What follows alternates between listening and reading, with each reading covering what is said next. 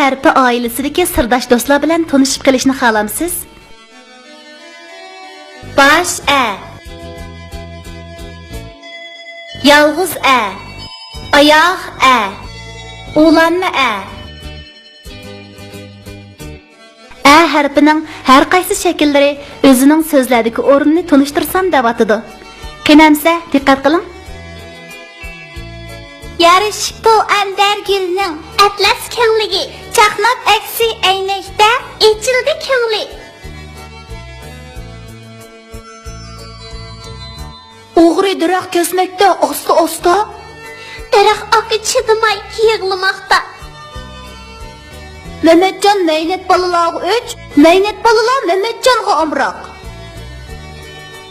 Mash'al ko'tarib kelmoqda as'ad. G'ayrat qil g'ayrat, tez nishonga yet. Siz yuqorida 3 harfning har qaysi shakllarini ko'rib bo'ldingiz. Endi bu harflarni birlashtirib bir necha so'z tuzib baqandiq. Ne'ga ani qo'ysa na bo'ladi. Ne a na.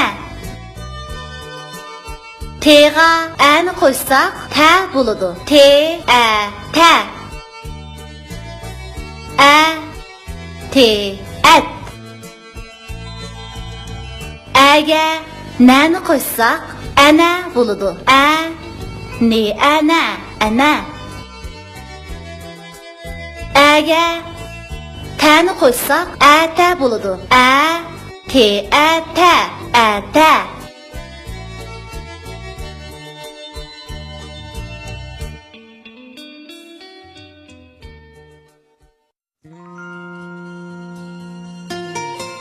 Bizning oila.